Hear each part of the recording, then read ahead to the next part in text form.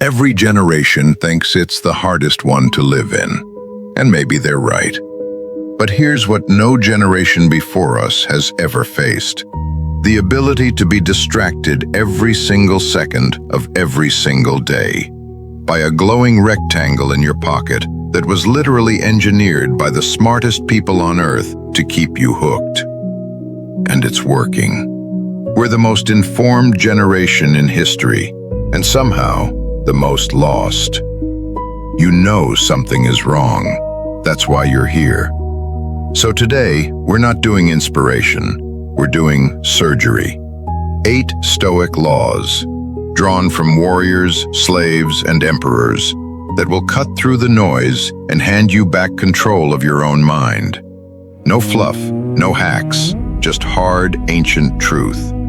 Stay until the end, because law number 8 might be the most important thing you hear this year. Law 1. Pain is information. Stop blocking the signal. Here's a question nobody asks. What if the discomfort you keep running from is actually trying to teach you something? Not punish you, teach you. Marcus Aurelius wrote, "The impediment to action advances action. What stands in the way becomes the way." He didn't write that from a palace cushion. He wrote it during a plague that was killing thousands of his citizens, while managing a war on the empire's border, while his own body was failing him. And yet, clarity. The Stoics understood something modern psychology is now catching up to. Avoidance doesn't protect you from pain. It preserves it, untouched, waiting. Seneca, one of the wealthiest men in Rome, would periodically eat the cheapest food, sleep on the floor, and wear rough clothing. Not because he had to, because he was training himself to know the difference between what he needed and what he merely wanted. That distinction is power. So here's the challenge. Today, not tomorrow, pick one thing you've been avoiding. One conversation, one habit, one truth. Walk toward it, because the only way out has always been through. Law 2. Your reaction is your responsibility. Full stop. Let me say something that might sting. Nobody makes you angry. Nobody ruins your day. Nobody gets under your skin. You let them in. Epictetus, a man who was literally owned as a slave and had his leg broken by his master, wrote this: "Any person capable of angering you becomes your master. A man in chains, teaching freedom." Let that land. He wasn't saying your anger isn't real. He was saying your anger is yours. And if it's yours, you can choose what to do with it. Here's the difference between a reactive person and a Stoic. The reactive person feels something and immediately becomes it. The Stoic feels something and watches it, like a scientist observing weather. Interesting. I feel rage right now. Is that useful? Most of the time, it's not. And here's what that kind of control actually looks like in the real world. You don't get rattled in meetings. You don't lose arguments by getting emotional. You don't make decisions from panic. You don't hand your peace to strangers on the internet. The next time something triggers you, and it will, try this. 3 seconds. Just 3. Breathe. Ask, who do I want to be right now? Then respond from that person, not the reactive version, the real you. Law 3. The universe doesn't owe you fair. Build anyway. At some point, life is going to hand you something you didn't deserve. A diagnosis, a betrayal, a loss. A door that closes when you did everything right. And in that moment, the most dangerous thing you can do is spend your energy asking why. Marcus Aurelius watched plague kill millions. He lost children. He was betrayed by people he trusted. He was emperor of the known world and still had absolutely no control over most of it. And here's what he did. He wrote. He reflected. He showed up the next day and led anyway. Not because life was fair, but because strength isn't something you wait to need. It's something you build before you need it. The Stoics were not optimists. They were realists with iron spines. They expected difficulty, and that expectation, that's what separates the person who gets wrecked by a setback from the person who uses it as raw material. You want to be dangerous? Stop waiting for fairness. Start building capacity. Skills nobody can take from you. Character that doesn't crack under pressure. A mind that looks at a burning house and asks, "What can I save?" The world doesn't owe you your best life, but you owe it to yourself to go get it anyway. Law 4. Draw the circle. Everything outside it, release. Epictetus gave us the most important diagram in philosophy, and it doesn't need paper. There's a circle. Inside it, your thoughts, your choices, your words, your effort, your character. Outside it, everything else. Other people's opinions, the economy, the weather. Whether people recognize what you do.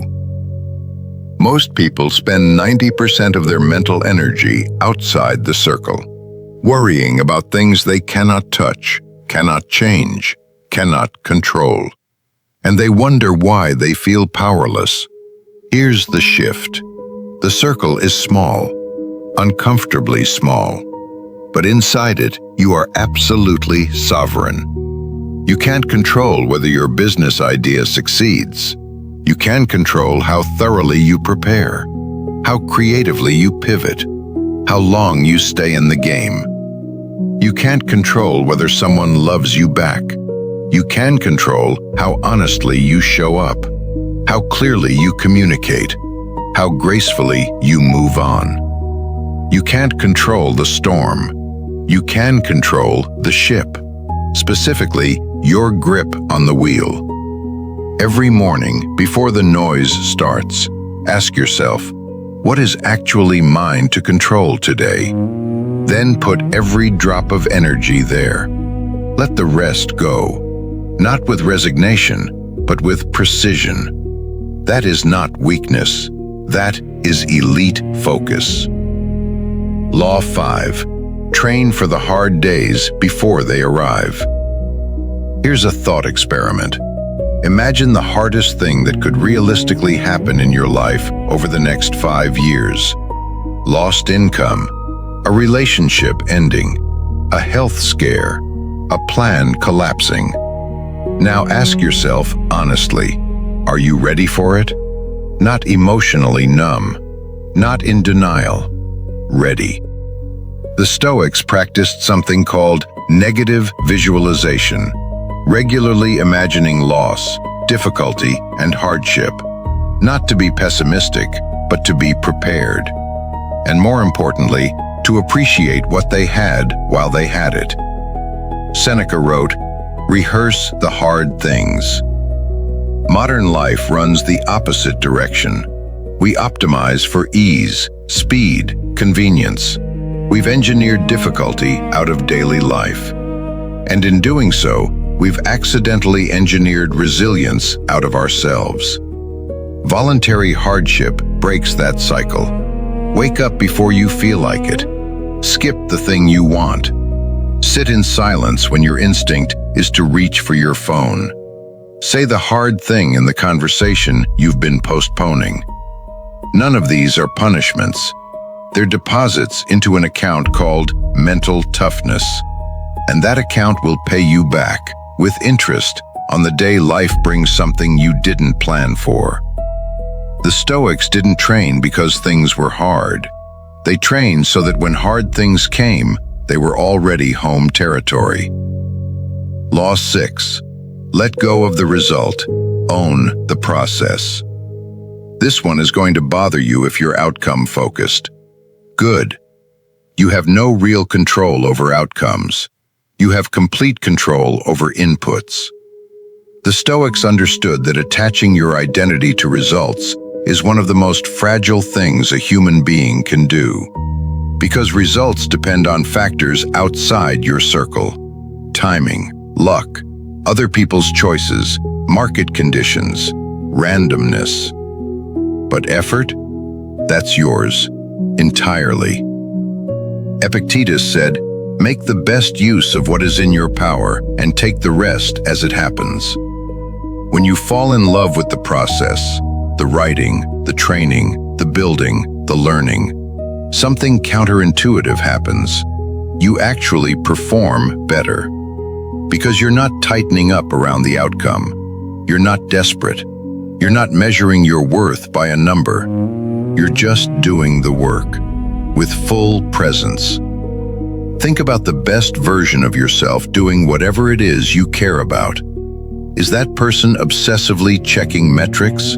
Or are they locked in, focused, trusting the process? The result is a byproduct of quality. Quality is a byproduct of showing up fully, every single day, regardless of the scoreboard. Stop asking, did it work? Start asking, did I bring everything I had? That's the question that builds a career, a body, a life. Law 7. Remember you will die. Now live like it's true. The Stoics had a practice called Memento Mori. Remember that you will die. They weren't being morbid. They were being ruthlessly honest about the only fact that applies equally to every human being who has ever lived. Marcus Aurelius, the most powerful man on earth, wrote to himself, "You could leave life right now. Let that determine what you do, say, and think. Not someday, now." Here's the uncomfortable truth. Most of us don't actually believe we're going to die.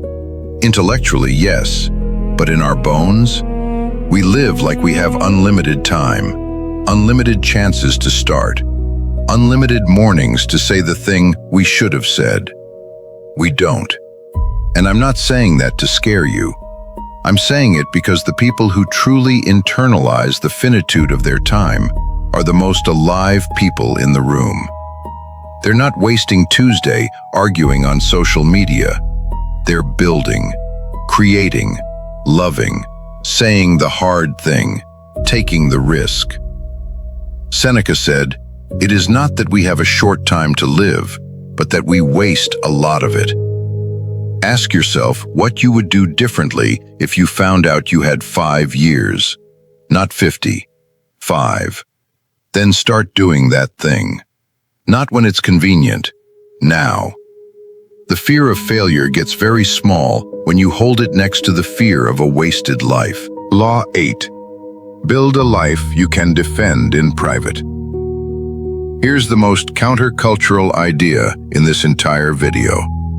Stop building for the audience.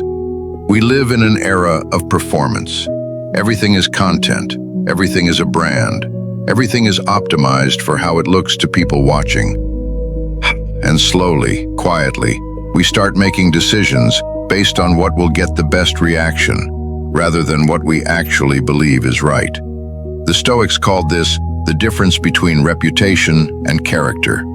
And they chose character every single time, even when no one was watching. Seneca wrote, "I will govern my life and thoughts as if the whole world were to see both. Not perform for the world. Govern himself, privately, as if the world could see." That's a different thing entirely.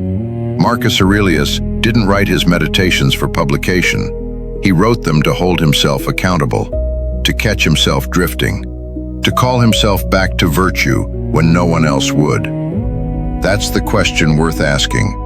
Who are you when nobody's watching? Is that person someone you're proud of?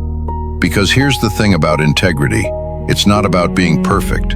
It's about being consistent. The same person in the dark as in the light. The same values when it costs you something as when it's easy. And the strange irony of the Stoic path is this. The people who stop performing for the crowd usually end up being the ones the crowd is most drawn to, because authenticity is magnetic in a world full of noise. Don't chase the reaction, build the character, the rest follows. 8 laws, thousands of years old, more relevant today than when they were written. That's not a coincidence. It's because the core struggle hasn't changed. It's always been this, the battle between who you are by default and who you're capable of becoming by choice. Marcus Aurelius, Epictetus, Seneca, none of them had easy lives. That's exactly why their words hold weight. These weren't theories. They were survival tools used by real people under real pressure. And now, they're yours. You don't have to transform overnight. You don't have to be a philosopher. You just have to start. With one law, one day, one choice to be a little more deliberate than you were yesterday. Drop in the comments, which law hit you hardest? I read every one. If this was worth your 10 minutes, share it with someone who needs it. Subscribe if you want more of this. Real conversations about what it actually takes to build a mind that doesn't fold. And remember, the goal was never an easy life. The goal is a strong one. Now go build it.